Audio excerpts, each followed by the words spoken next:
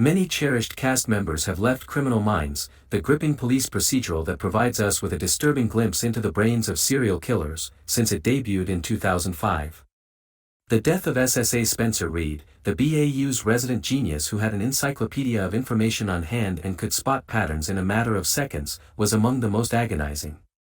He never made a comeback to the 2022 reboot of Criminal Minds, Evolution, although his tale concluded in 2020 along with the main series. Like many other fans, I was thrilled to learn that he would be appearing in Evolution Season 3 because he is one of my all-time favorite characters on the program. I did, however, have concerns about his involvement since I thought Criminal Minds would only utilize him as a nostalgic device rather than as a real character, and Season 3, Episode 3 confirmed my suspicions.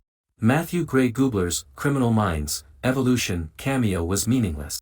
The BAU, and in particular JJ, get ready for and go to Detective Will Montagne Jr.'s funeral after the heartbreaking news of his passing at the end of Evolution Season 3, Episode 2. A familiar visitor enters the room to offer condolences and consolation as the crew comes together to assist the bereaved JJ. Everyone is filled with genuine emotion when they meet Reid, and they are all relieved to see that he is doing well and remains as trustworthy as ever. As a result, we witness him entering the hallway, extending embraces, and welcoming everyone. That's all. He seldom ever appears on screen or speaks, he is merely a face with connections and not a real person. I'd even venture to say that he had just as much of an impact as the lovely floral arrangements that symbolized the support of Derek Morgan, Shamar Moore, and Aaron Hotchner, two other beloved cast members who departed the program early. Throughout the program, Reid's relationship with JJ is undoubtedly one of his most significant ones because they became close friends and had a romantic relationship that never worked out. Reid's return to the program to console JJ, particularly in the wake of Will's passing, makes sense, but I don't have to agree with it. Reid's peculiar ways and the way he behaved in an investigation or among friends were what made me adore his character, not his relationship with JJ. It seems unnecessary to have him back in this semi-supporting role when he hardly speaks at all. Criminal Minds depends more on Reid's memories than on his personality.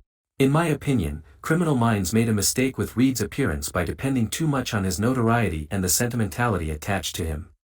As if his physical attributes were sufficient to satiate our desire for the character following his departure, it appears that the cameo was made purely for fan service.